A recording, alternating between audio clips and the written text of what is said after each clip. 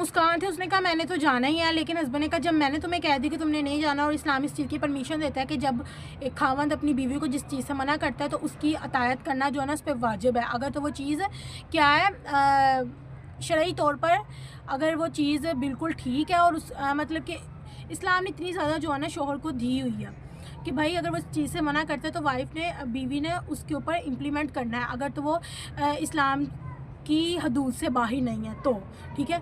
तो खैर जब हस्बैंड ने कहा कि तुमने वहाँ नहीं जाना, वाइफ ने कहा मैंने तो जाना ही जाना है। वो कहीं गया हुआ था अपने फ्रेंड्स के साथ बाहर कहीं पे, घर में वही जो है ना गेस्ट है उनको इनवाइट करने के लिए। तो वाइफ रेडी वगैरह हो के विदाउट एनी परमिशन घर में जो अपनी सास है ससुर उनको बता के चली गई कि मैं वहाँ जा रही हूँ, ठीक है।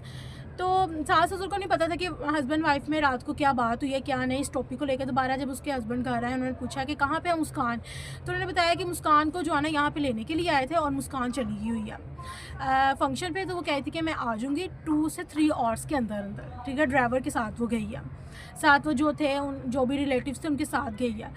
जब उसने ये बात सुनी अहमद ने, तो अहमद बहुत ज़्यादा डिसअपॉइंटेड हुआ कि जब मैंने कहा कि तुमने इस जगह पे नहीं जाना तो फिर तुम इस यहाँ पे चली गई हो। कोई बात थी, उनके आपस में क्लैशेस थे। तो रात को जब मुस्कान